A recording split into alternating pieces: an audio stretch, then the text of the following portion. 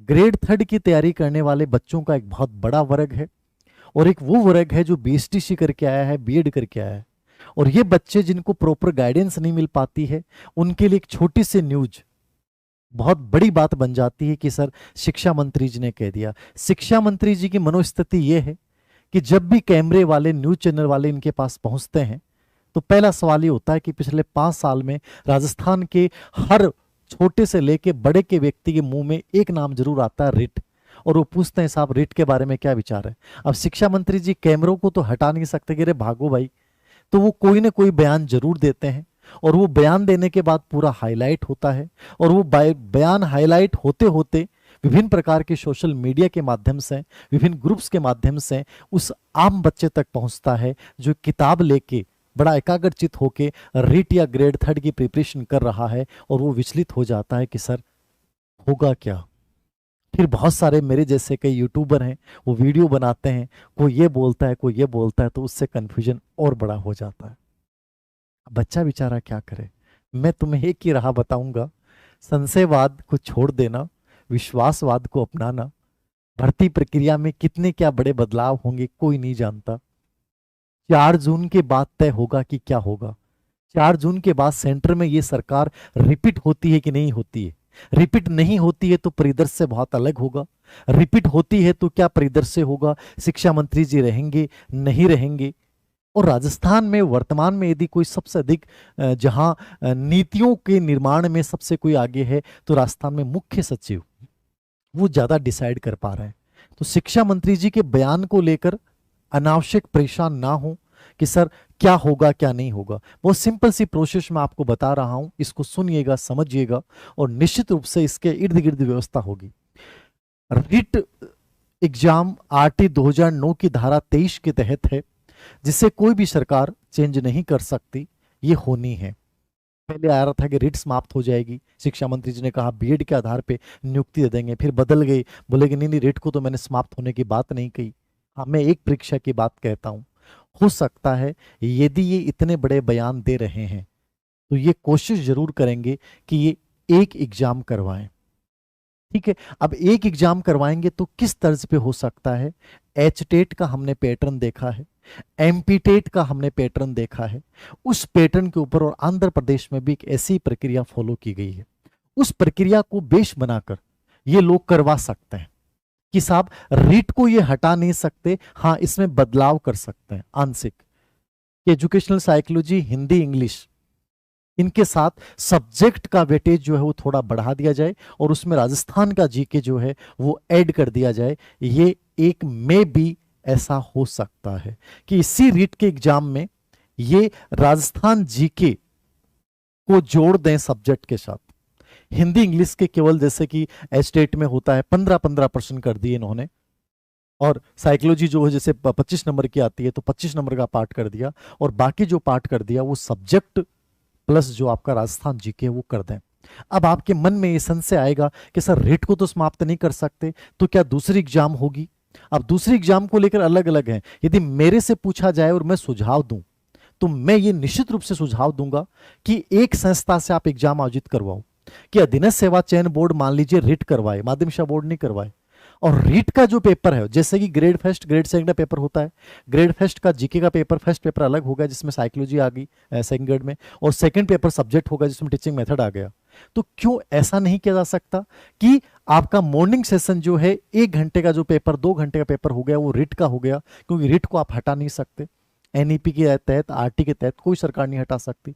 तो ये तो होनी अनिवार्य है, और इसी के साथ एक ही संस्था इस पेपर को आयोजित करे, और वो संस्था उसमें सब्जेक्ट प्लस आपका टीचिंग मेथड या जो भी ग्रेड थर्ड का आपका पैटर्न था एज इट इज, दोनों पेपर एक ही दिन हो जाए। 1 साल में 8 महीने में प्रोसेस पूरी की जा सकती है। यूपीएससी में प्रीलिम्स होती है, मेंस होती है, इंटरव्यू होता है, रिजल्ट होता है।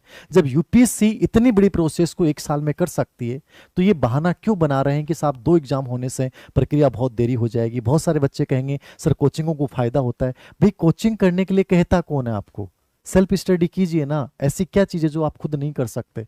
तो ये आरोप प्रत्यारोप लगाना अलग चीज है, लेकिन जहां तक 2 पेपर होते हैं वो एक बेहतरीन अवसर होता है उन प्रतिभाशाली बच्चों के लिए जो वास्तव में बहुत मेहनती हैं, वो टीचर बनने की योग्यता रखते हैं।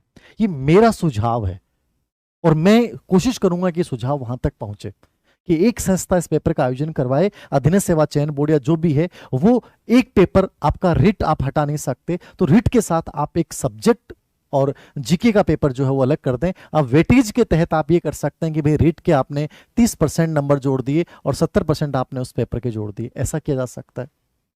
या दूसरा जो मैंने बताया कि सरकार की मंशा क्या है, ये मैंने एक सुझाव दिया है कि इन चीजों की हमें मांग करनी चाहिए कि पेपर का लेवल ऐसा हो जिससे कि एक ईमानदार बच्चे के साथ जस्टिस हो। और कोचिंग करना कोई जरूरी नहीं होता है बेटा, सेल्फ स्टडी के माध्यम से आप किसी भी कंपटीशन को निकाल सकते हो, यूपीएससी तक को लोग निकालते हैं। और ये मैंने कल परसों हमारा कल के बैच की जो मेरा जयपुर साइकोलॉजी का बैच चल रहा है, पर्सनल बैच, तो जयपुर साइकोलॉजी पर्सनल बैच में मैंने एक प्रतिभा को बुलाया था, ईश्वर जी को, उन बच्चों को पता है, उन्होंने कहा था कि मैंने यूपीएससी की कोई कोचिंग नहीं ली।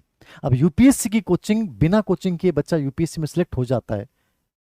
तो ईमानदारी से यदि किसी एक एग्जाम को लेकर सही तरीके से यदि आप करते हैं तो उसके साथ बहुत सारी भर्ती प्रक्रियाएं अपने आप निकल जाती हैं। थर्ड ग्रेड के साथ सेकंड ग्रेड, ग्रेड फर्स्ट की तैयारी हो जाती है, ग्रेड फर्स्ट के साथ DSSB केवीएस की तैयारी हो जाती है, ग्रेड सेकंड के साथ आपकी रीट थर्ड ग्रेड सब तैयार हो जाता है। तो कहने का मतलब है सही तरीके से किया जाए तो किया जा सकता है। तो संशय को छोड़िए, यद्यपि ये सुझाव मैं दे रहा हूं कि एक नोटिफिकेशन जारी हो रीट का प्लस आपके सेकंड सब्जेक्ट का जो पेपर हो उसका, ठीक है, ये एक बेटर सुझाव हो सकता है, सरकार को भेजा जा सकता है। मैं अपने लेवल पे तो हो सकता है हम प्रयास करें कि ऐसा कुछ हो कि एक सिस्टम हो, बढ़िया प्रोसेस को अपनाया जाए। बाकी सरकार जो सोच रही है वो मैंने आपको बता दिया कि रिट बेस पे।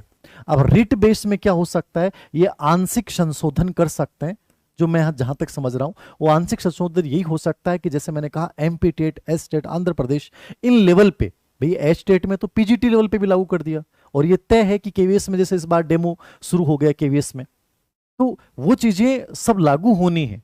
आने वाले समय में REET grade second, grade first के लिए भी लागू होनी है।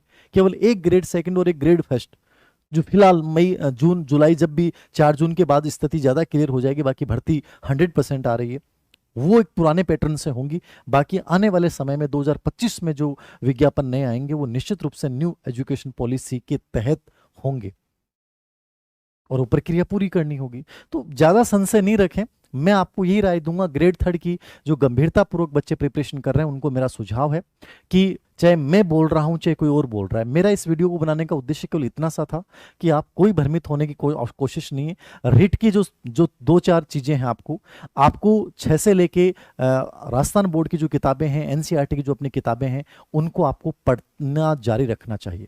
राजस्थान जीके को आप साथ साथ तैयार करते रहें। एजुकेशनल साइकोलॉजी और टीचिंग मेथड को अपना स्ट्रॉन्ग पॉइंट बना लें और बाकी चीजों को एक बार छोड़ दें।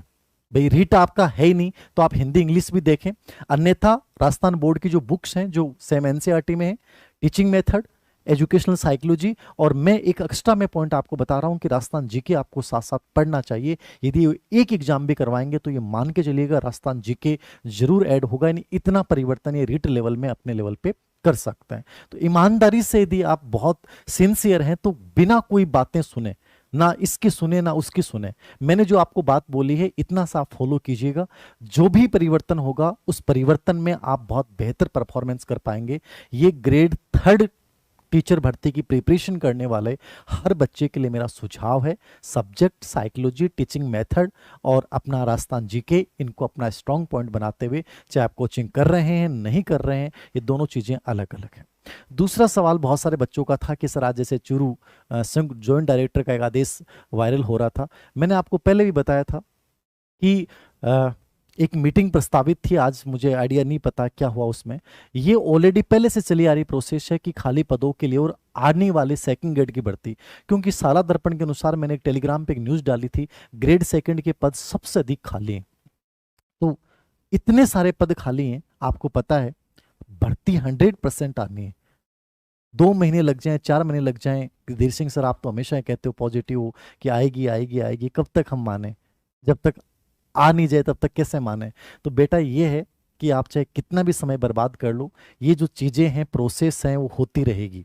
मैं ये नहीं कहता कि आप सब कुछ छोड़ के आ जाओ, आप प्राइवेट जॉब कर रहे हैं तो आप छोड़ के जयपुर बैठ जाओ और तैयारी करो, मैं ये नहीं कह रहा। आप जॉब के साथ प्रिपरेशन कीजिए, आप 5 घंटे निकालिए, 4 घंटे निकालिए, लेकिन ग्रेड फर्स्ट ग्रेड सेकंड का विज्ञापन 100% आएगा। और 4 जून के बाद स्थितियां ज़्यादा क्लियर होंगी कि रियल में क्या परिदृश्य में बदलाव होता है। 4 जून से पहले कुछ भी कहना गलत होगा। लेकिन 4 जून तक आप ये सोचें कि सर 4 जून के बाद हम पढ़ाई शुरू करें, नहीं। आप जिस पैटर्न में पढ़ रहे हैं उसमें पढ़ते जाएं। Grade first grade second old pattern जो था आपका उसी पैटर्न के अकॉर्डिंग हो रही है। ग्रेड थर्ड वाले बच्चों के लिए मैंने जो आज बात बोली है उस चीज को फॉलो कीजिएगा, आपको कहीं नुकसान नहीं होगा, आपको फायदा ही फायदा है। बाकी जितने मुंह हैं उतनी बातें हैं। शिक्षा मंत्री जैसे बयान बदलते हैं वैसे हर व्यक्ति कोई ना कोई नई चीज आपको जरूर बताएगा।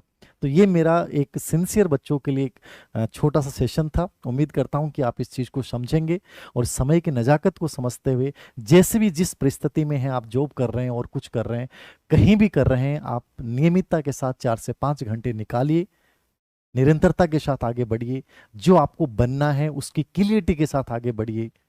निश्चित रूप से 2025 आपका बहुत बेहतरीन होगा, क्योंकि एक साल आपके पास है। हम सबको पता है अप्रैल मई से पहले कुछ नहीं होने वाला। भर्तियां एग्जाम विज्ञापन जब भी आते हैं तो अप्रैल के बाद 2025 के बाद ये भर्तियां होंगी। लेकिन इस समय को बहुत अच्छे से इन्वेस्ट कीजिए। मेरा आप सबसे मेरा सुझाव मान लीजिए, मेरा निवेदन मान लीजिए, आप कुछ भी मान लीजिए। मुझे जो लगा मैंने वो चीज़ें बताई हैं, और बाकी बहुत बड़ा नॉलेज मुझे भी नहीं है, बस थोड़ा सा चीज़ें चर्चा करता रहता हूँ, शिक्षा विभाग के लोगों से भी बात करता रहता हूँ कि क्या चल रहा है, कोई प्रोसेस है क्या है। जो सुझाव मेरे को मिलते हैं उसके अकॉर्डिंग मैं आपके साथ शेयर कर देता हूँ। कोई विशेष सवाल हो तो बताएं। फर्स्ट ग्रेड के कोर्स में सर इंडियन हिस्ट्री, हाँ इंडियन हिस्ट्री लगभग हो गई है, 2-3 वीडियो हैं वो मैं खुद करवाऊंगा, और राजस्थान ज्योग्राफी अपडेट जो है वो चल रही है, हो जाएगी। Thank you. सर क्या करें, राजस्थान जी के क्या करें। सर फर्स्ट ग्रेड कोर्स में हाँ बता दिया मैंने राहुल जी आपको, हो जाएगा कम्प्लीटली। आप लोगों को जो डाल रखा है वो कम्प्लीटली पढ़ लें। बाकी ग्रेड फर्स्ट का कोर्स बहुत अच्छे से हर चीज़ को करवा दिया हमने। विशेष शिक्षक भर्ती का भाई मुझे अभी कोई नॉलेज नहीं है। और बताएं कोई विशेष बात हो तो आप। और जो बच्चे एलिजिबल होने हैं वो सीटी के लिए जरूर करें। मैं सीटी को लेकर एक छोटा सा वीडियो बना दूंगा कि सीटी के लिए बेहतर क्या हो सकता है। जो शिक्षक भर्ती में इंटरेस्ट नहीं लगते उन बच्चों को सीटी की प्रिपरेशन करनी चाहिए। और बहुत ईमानदारी की बात यही है, एक भर्ती को ढंग से कर लो, उसके साथ दूसरी अपने आप हो जाएगी।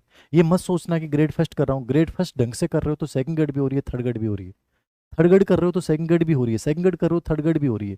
मतलब चीजें जुड़ी हुई हैं, बस ईमानदारी से करो। एजुकेशनल साइकोलॉजी सब जगह पढ़नी है, टीचिंग मेथड सब जगह पढ़ना है, राजस्थान जी के लगभग सब जगह पढ़ना है, सब्जेक्ट आपको सब जगह पढ़ना है। तो ये जो 3-4 बड़े मेजर पार्ट हैं इनको बहुत अच्छे से तैयार कर लीजिए, फिर ये संशय रहेगा नहीं। कितना भी पैटर्न बदल दें, कुछ भी कर दें, क्या फर्क पड़ने वाला है। इसको लेकर कोई कंफ्यूजन मत रखें। तो मेरी तो ये है जो मैंने आपको बताई है कि थोड़ा रेट में आंशिक परिवर्तन कर सकते हैं, एमपी टेट एस्टेट की तर्ज पे परिवर्तन कर सकते हैं यदि एक एग्जाम करवाते हैं। मेरा ये सुझाव था कि यदि 2 एग्जाम करवाते हैं, 2 पेपर करवा लें, एक संस्था करवा ले। आप जैसे कि ग्रेड फर्स्ट ग्रेड सेकंड के 2 पेपर करवाते हैं वैसे करवा लो, वो एक बेटर सुझाव हो सकता है। अब सरकार मानती है कि नहीं मानती है ये इनके लेवल पर डिपेंड करता है। और कोचिंग को लेकर मेरा सुझाव ये था कि आप सेल्फ स्टडी भी कर सकते हैं, कोई कोचिंग ज्वाइन करने आपको आवश्यकता नहीं है। बस अच्छी किताबों के साथ, अच्छे अनुशासन के साथ आगे बढ़ें, सकारात्मकता के साथ आगे बढ़ें, जो भी पार्ट टाइम जॉब आप कर रहे हैं उसके साथ आगे बढ़ें। सब चीज़ें आसान है, हो जाएंगी, आसान नहीं है तो अनावश्यक रूप से परेशान होने की आवश्यकता नहीं है।